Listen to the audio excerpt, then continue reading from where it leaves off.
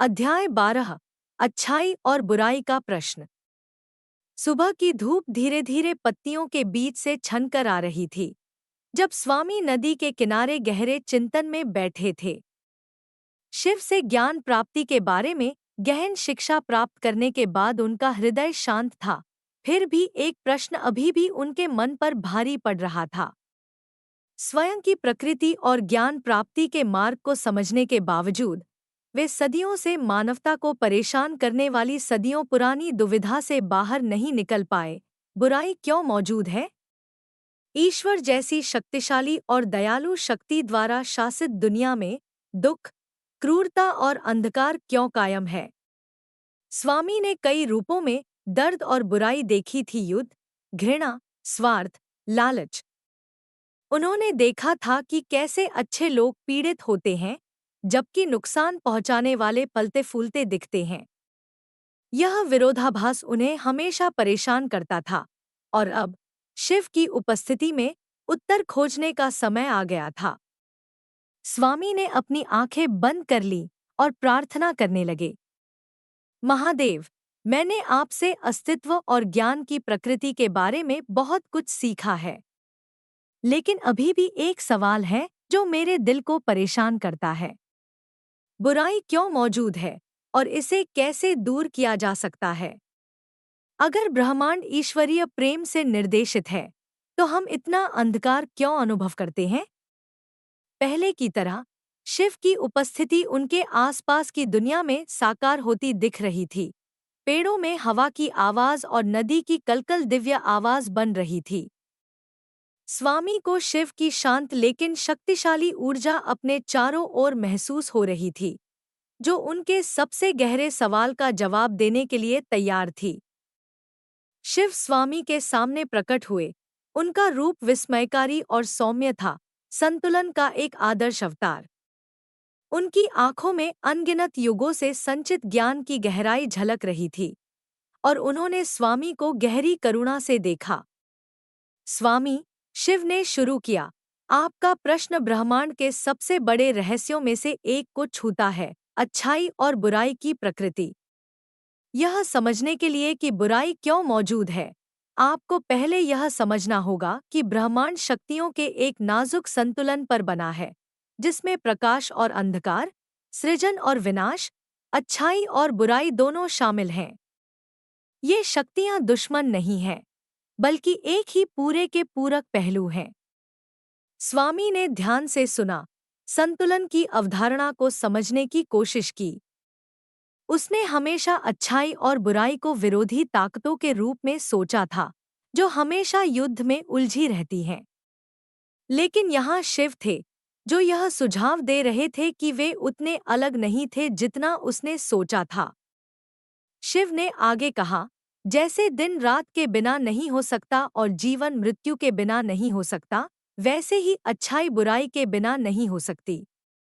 भौतिक जगत में द्वैत की यही प्रकृति है। ब्रह्मांड विपरीतताओं का नृत्य है, यिन और यांग, प्रकाश और छाया, गर्मी और ठंड। इस परस्पर क्रिया के बिना कोई गति नहीं होगी, कोई विकास नहीं होगा, कोई विकास नहीं होगा।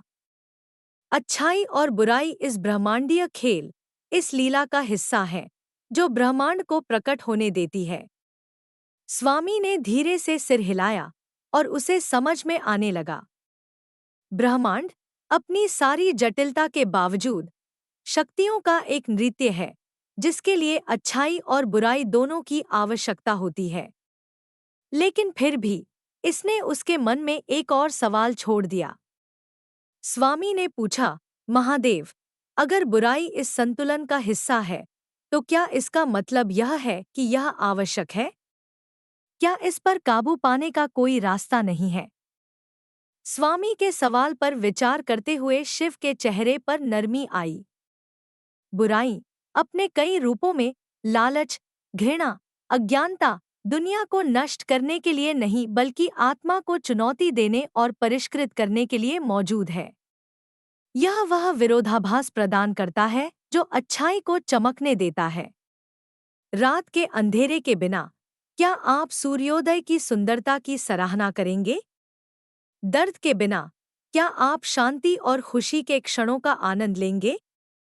स्वामी ने इस पर गहराई से विचार किया।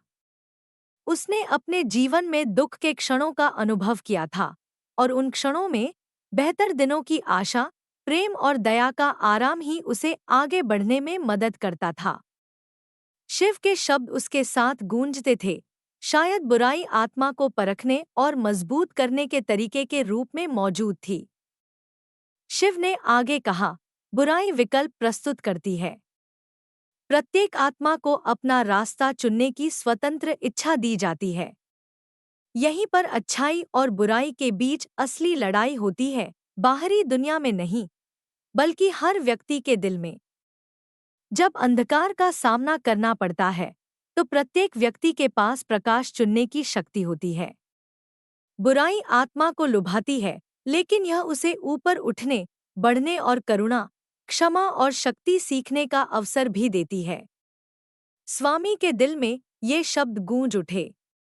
उन्हें एहसास हुआ कि बुराई के अस्तित्व का मतलब यह नहीं है कि ब्रह्मांड टूटा हुआ या अन्यायपूर्ण है, बल्कि यह आध्यात्मिक विकास के लिए एक उपकरण है, एक चुनौती है जिसका साहस और ईमानदारी से सामना करने पर विकास और ज्ञान की प्राप्ति हो सकती है।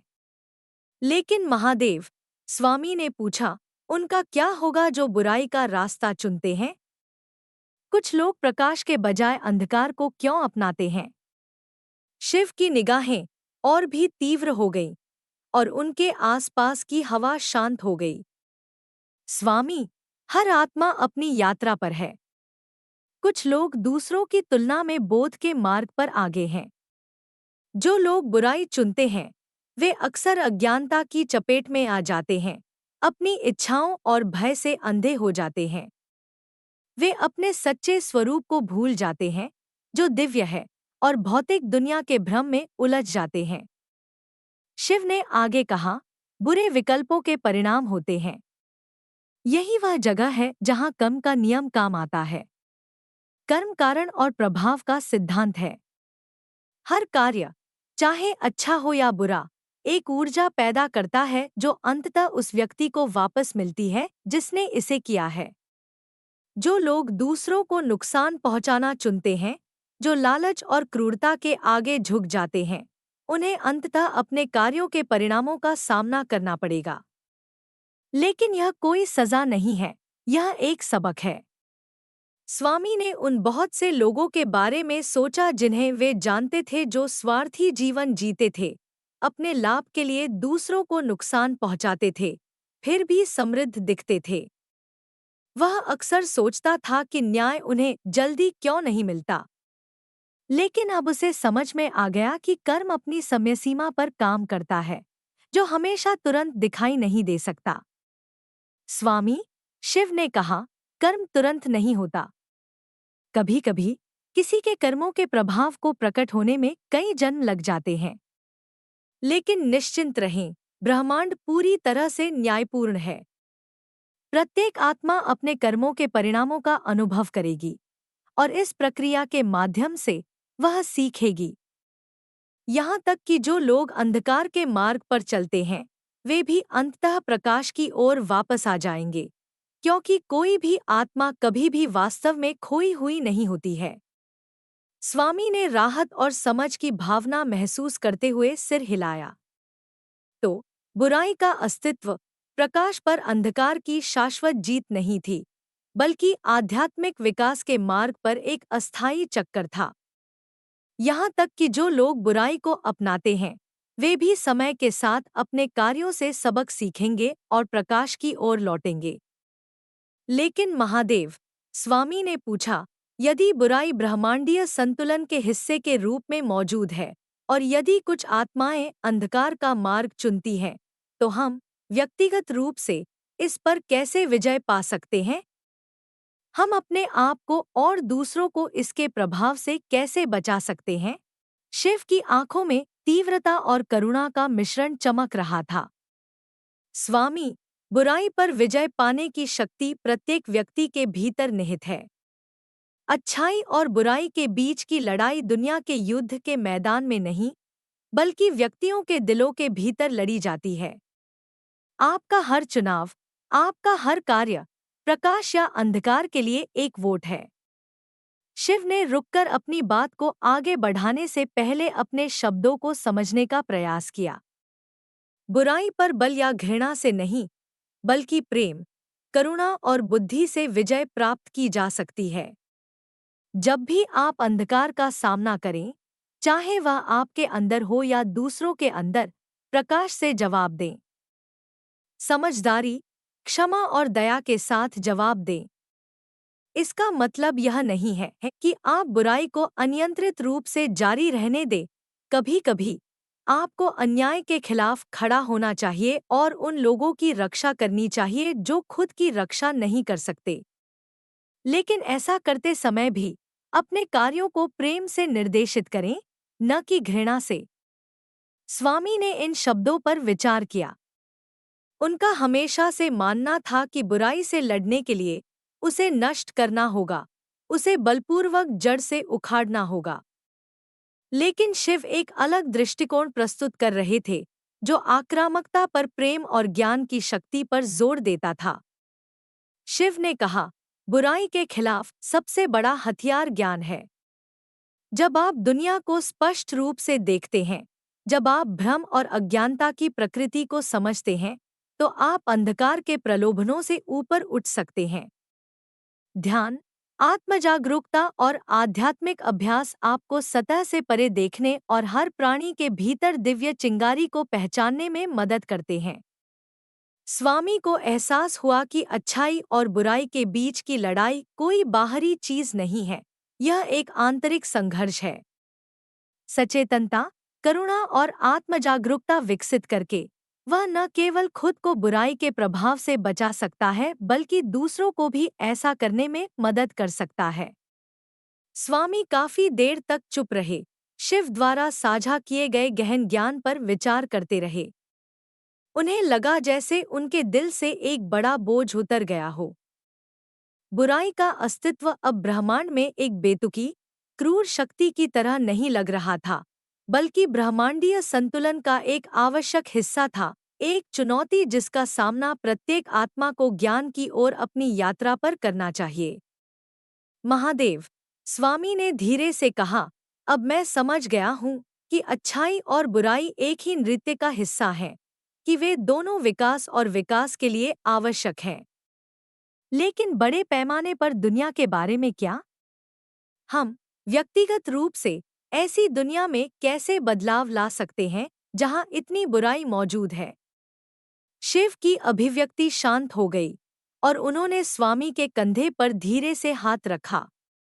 स्वामी, दुनिया सभी प्राणियों की सामूहिक चेतना का प्रतिबिंब है। जब व्यक्ति अच्छाई, करुणा और प्रेम का चुनाव करते हैं, तो वे समग्र चेतना को ऊपर उठाते हैं। हो सकता है कि आप अकेले पूरी दुनिया को बदलने में सक्षम न हों, लेकिन दयालुता का हर कार्य, प्रकाश के लिए हर चुनाव, ब्रह्मांड के ताने-बाने में लहरें भेजता है। स्वामी के दिल में उम्मीद की एक लहर दौड़ गई।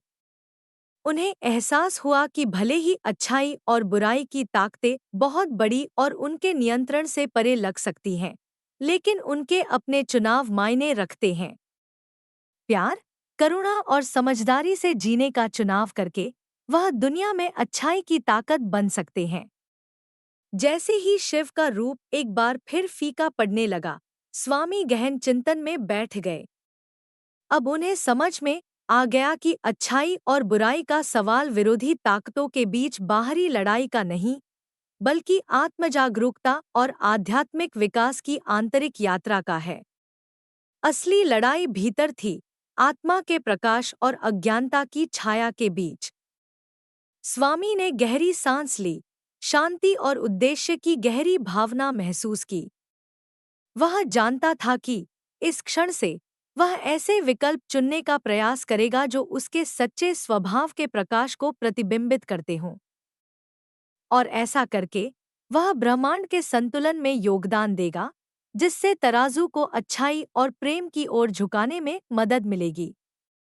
जैसे ही डूबते सूरज की आखिरी किरणें क्षितिज को छू रही थी, स्वामी फुसफुसाए, धन्यवाद, महादेव।